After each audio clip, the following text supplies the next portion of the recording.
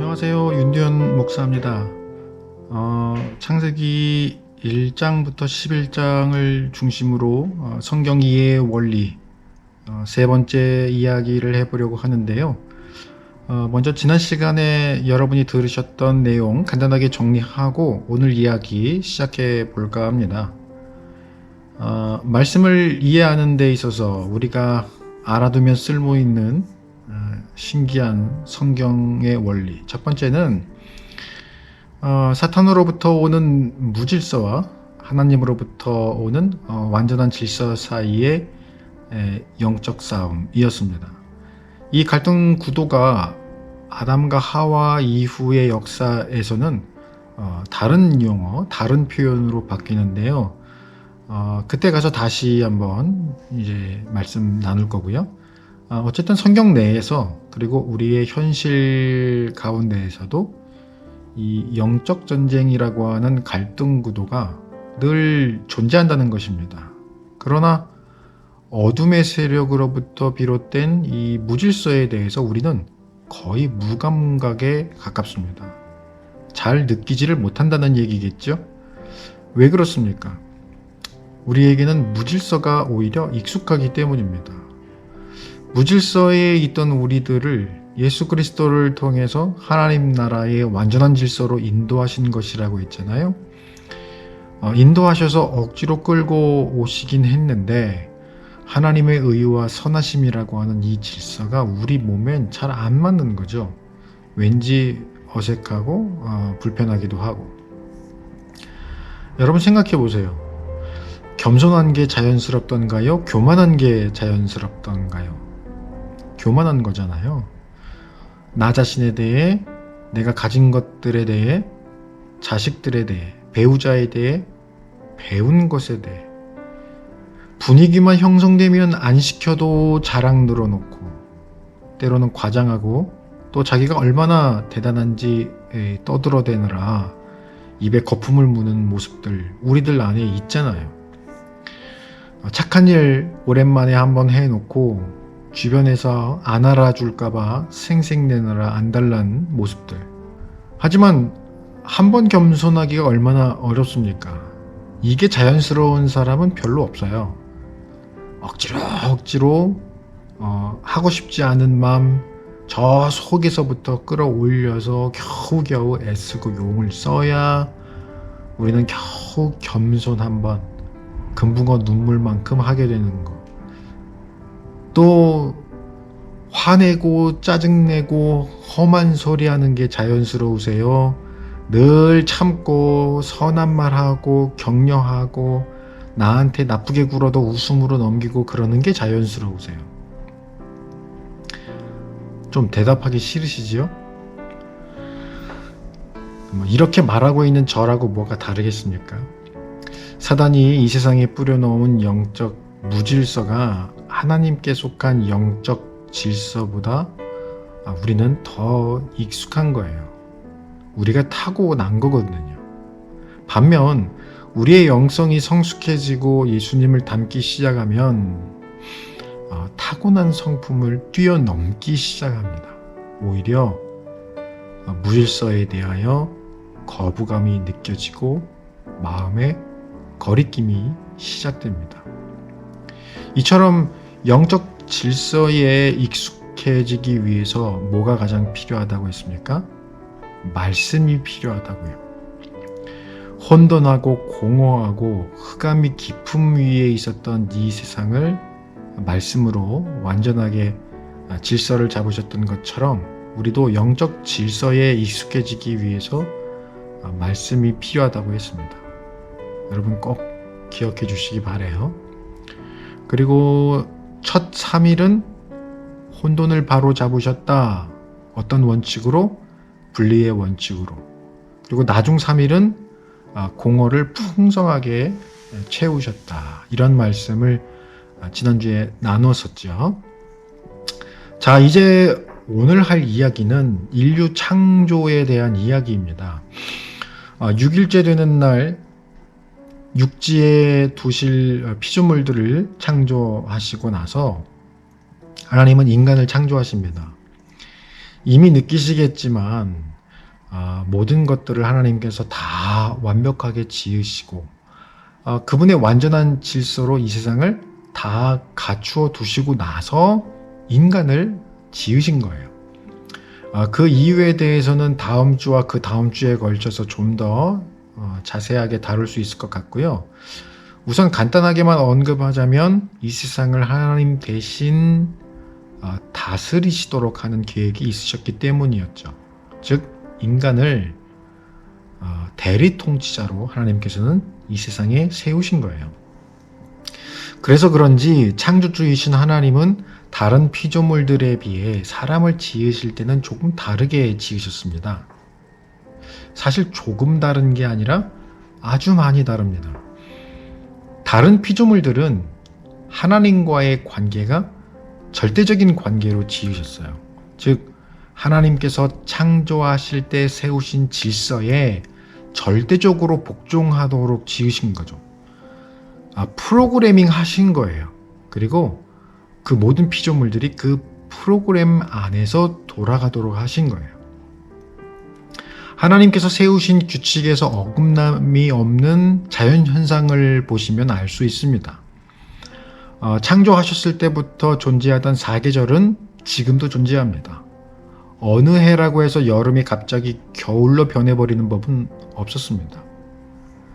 창조 때 존재했던 해가 뜨고 해가 지며 하루가 가는 일, 밀물과 썰물이 있어서 조수간만의 차이가 존재하는 일, 지상에 수분이 증발하여서 구름을 만들고 비가 되어 내리고 하는 물의 순환, 무거운 것이 위에서 아래로 움직이는 일 등은 지금 우리가 살아가고 있는 이 시대에도 존재하고 앞으로도 존재할 것입니다.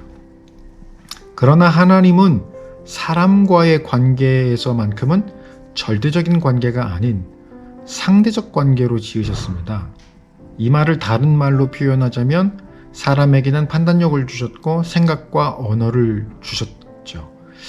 그래서 사람은 교제를 통해 하나님께 순종하는 유일한 피조물입니다. 그에 대한 이해가 창조 사건을 기록한 창세기 1장, 2장에서도 여럿 발견되는데요. 다음 주에 다루게 될 사람에게만 주신 명령이 있습니다. 사람에게만 주신 명령. 이것만 봐도 하나님과 인간의 관계를 알 수 있는 거죠. 다른 피조물들에게는 따로 명령을 주실 일이 없습니다. 이미 세워두신 질서가 있고 그들은 그에 따라 복종하며 살아가기 때문이죠. 2장 15절의 경우 사람을 이끌어 에덴 동산에 두셨다라고 말씀하죠. 이끌어 오셨다라고 하는 것 역시 교제의 관계를 의미하고 있습니다. 19절에서는 각 동물들을 사람에게 이끄시어 뭐라고 이름을 짓는지 보십니다. 역시 교제의 관계에서나 일어날 일인 거죠. 18절에 사람이 혼자 사는 것을 좋지 않다라고 생각하시고 이를 배려하십니다. 그래서 그 사람에게서 갈빗대를 취해가지고 아내를 만드시고 역사상 첫 가정을 이루게 하십니다. 인간의 특성을 고려하신 관계임을 알 수 있는 대목 아닙니까? 하나님은 이처럼 사람과 교제를 통해 관계를 형성하시고 다른 모든 피조물을 하나님 대신 다스리도록 하시기 위해 특별한 방법으로 인간을 창조하십니다. 이것을 1장에서는 뭐라고 말씀하고 있느냐 하면 26절, 27절 하나님이 이르시되 우리의 형상을 따라 우리의 모양대로 우리가 사람을 만들고 하나님이 자기 형상 곧 하나님의 형상대로 사람을 창조하시되 남자와 여자를 창조하시고 하나님께서 당신의 형상대로 사람을 창조하셨다고 말씀합니다. 여기서 하나님이 당신의 형상대로 지으셨다라고 하니까 그럼 하나님도 우리처럼 생긴 건가? 이렇게들 오해를 하세요. 일단 하나님은 어떤 특정한 형태를 가지고 계실까요? 요한복음 4장 24절에서 뭐라고 말씀해요? 하나님은 영이시니. 영이시라는 말은 모양도 없으시고 한계도 없으시고 보이지도 않으시고. 그러니까 눈에 보이는 형상을 따라 지으셨다는 것은 우리 관점에서 생각한 거예요. 그렇다면 하나님 관점에서 생각을 해보면 하나님의 형상대로 지으셨다라는 말은 어떤 의미입니까? 하나님의 성품을 닮았다는 그런 말인 거예요. 그것을 2장에서 뭐라고 말씀하냐 하면 7절에 여호와 하나님이 땅의 흙으로 사람을 지으시고 생기를 그 코에 불어넣으시니 사람이 생명이 되니라 라고 말씀하고 있죠. 땅의 흙으로 사람을 지으셨다. 여기까지는 다른 들짐승이나 공중의 새를 지으시는 것이나 마찬가지 방법으로 지으신 거예요. 19절 아까 읽었지만 초반부에 여호와 하나님이 흙으로 각종 들짐승과 공중의 각종 새를 지으시고 라고 말씀했잖아요. 그러니까 거기까지는 같은 거죠. 그러나 그 다음이 다른 거예요.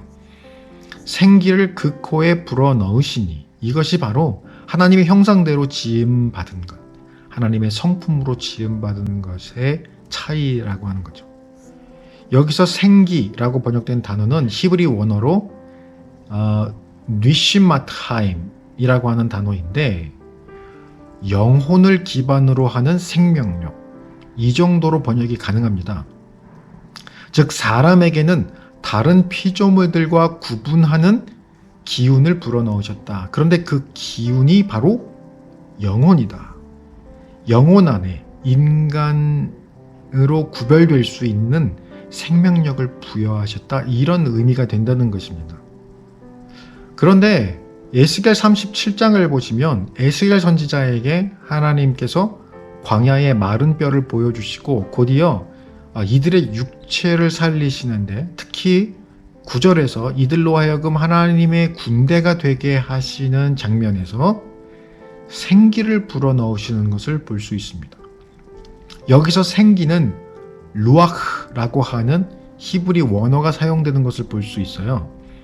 루아흐는 창세기 2장에서 생기로 번역된 니슈마트와 매우 유사한 의미로 사용되는 것을 볼 수 있습니다. 생기, 호흡, 바람 등으로 번역이 되는데 인간의 영적 생명력과 매우 밀접한 상관관계를 보여주는 단어가 바로 이 루아흐예요. 그런데 이 루아흐의 번역 가운데 가장 중요한 의미가 하나 있다면 그것은 바로 성령입니다. 성령은 하나님의 영이자 그리스도의 영이시기도 하지요. 그리고 성령 하나님 그 자체이시기도 합니다. 성령은 바로 하나님의 형상이자 하나님의 성품입니다.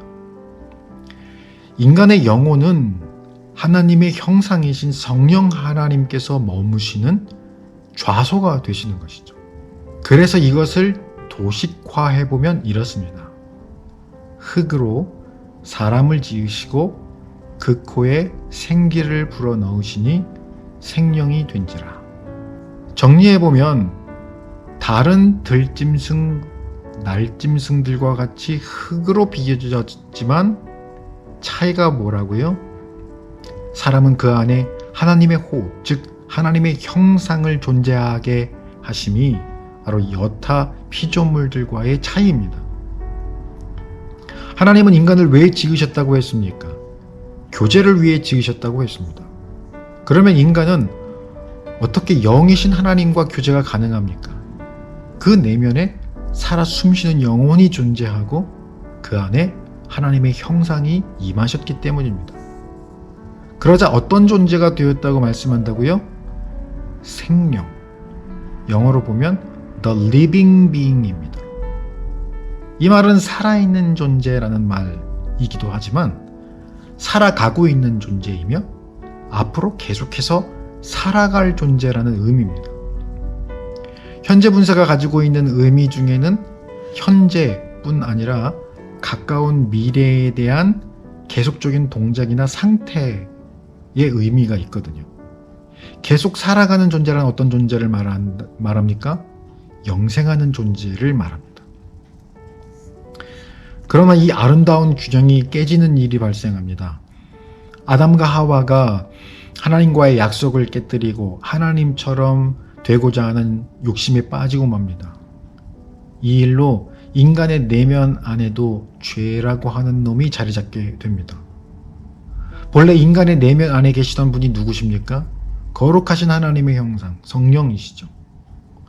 죄 없으신 하나님은 죄와 함께 하실 수 없습니다. 그러니 죄로 말미암아 인간을 떠나신 것입니다. 생기가 사라졌습니다. 이렇게 그 안에 머무실 영적 생명력 대신 성령 하나님이 떠나시니 성령 하나님께서 머물 처소도 필요 없게 된 거죠. 그래서 인간의 영이 죽게 된 겁니다. 그러면 The living being이었었던, 살아가고 있는 존재였던 인간이 어떻게 되겠습니까? The dying being이 되는 겁니다. 죽어가는 존재가 될 수밖에 없는 거죠. 그래서 죄의 삭은 사망인 겁니다. 그런데 문제는 여기서 말하는 사망이 육신적 사망만을 의미하지 않습니다. 영원한 사망, 즉 하나님과의 완전한 단절을 의미합니다. 하나님과 완전히 그 관계가 단절될 수밖에 없는 공간이 있습니다. 네, 그렇습니다. 바로 지옥입니다. 최후의 심판을 받고 지옥에 떨어지는 순간 더 이상 하나님과의 관계가 회복될 가능성이 끊어지는 것입니다. 완전히, 완벽히, 영원히. 그래서 절대 지옥은 가면 안 됩니다. 영원히 고통받게 될 것이기 때문에, 그리고 회복될 수 있는 가능성 자체가 영원히 끊어지기 때문에. 우리가 하나님의 평안을 왜 이야기합니까? 진정한 평안은 오직 우리 주님 아버지 하나님께로부터만 옵니다.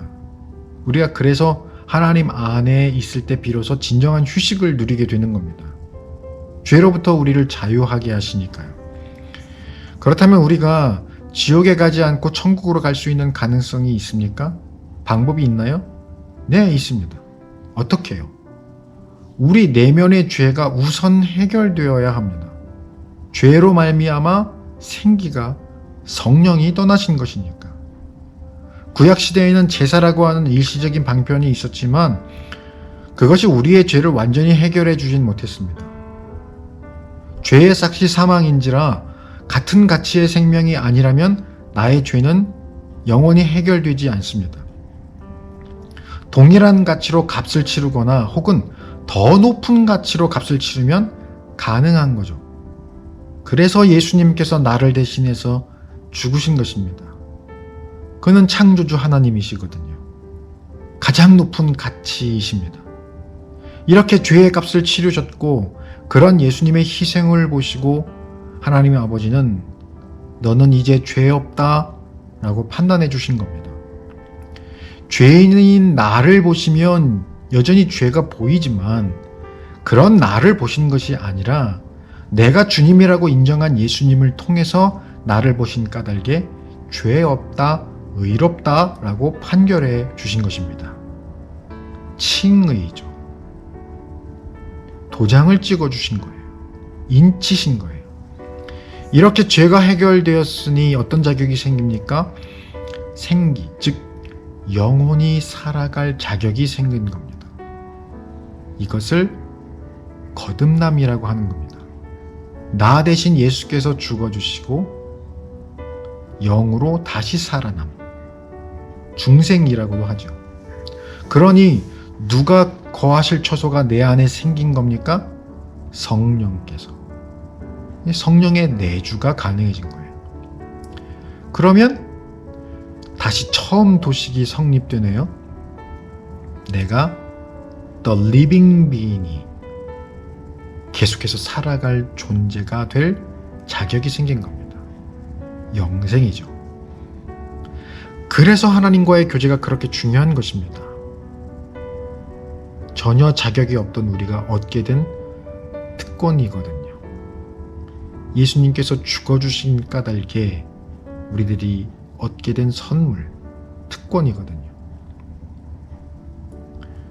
그리고 이 특권을 얻는 데 있어서 내 공로가 있습니까? 없습니까? 전혀 없습니다. 그래서 에베소서 2장 8절 9절에서 너희는 그 믿음에 의하여 믿음으로 말미암아 구원을 받았으니 이것은 너희에게서 난 것이 아니요 하나님의 선물이라. 행위에서 난 것이 아니니 이는 누구든지 자랑하지 못하게 함이라 라고 하신 것입니다. 더불어 이것은 에덴 동산에서 머물러 살 수 있는 자격을 의미하기도 했는데요. 에덴 동산 한가운데 존재하는 나무 중 어떤 나무가 있었어요? 생명나무가 있었죠. 창세기 3장 22절 말씀을 보시면 하나님께서 죄를 범한 아담과 하와를 에덴 동산에서 쫓아낼 이유를 말씀하시는데 이들이 생명나무 열매를 따먹고 영생할까 하노라 이렇게 말씀하십니다. 그럼 에덴 동산이 상징하는 바가 뭔가요? 천국이거든요. 우리 안에 성령이 살아 역사하시고 또 우리가 The Living Being으로 살아간다면 천국을 상징하는 에덴 동산의 자격이 주어진다는 의미도 있는 것입니다. 무얼 봐도 구원과 관련된 원리임에 틀림이 없죠. 이처럼 인간을 창조하신 기록을 통해서 우리는 구원론의 핵심을 발견하게 됩니다. 꼭 기억하실 점. 내가 예수님으로 인해서 하나님의 백성이 되고 그래서 주님과 교제하고 예수님을 닮아가는 제자가 되었다는 것은 분명 특권입니다. 특별한 권한이 주어졌다는 것은 그것을 누리는 것이 지혜로운 선택임을 말해줍니다. 사랑하는 여러분, 특권을 누리시는 지혜로운 여러분 되시기를 예수님의 이름으로 축원합니다. 고맙습니다. 오늘 성경 이해의 원리 세 번째 시간, 인간 창조 속에 나타난 구원의 원리는 이것으로 마치겠습니다. 다음 시간에 다시 찾아뵙겠습니다. 고맙습니다.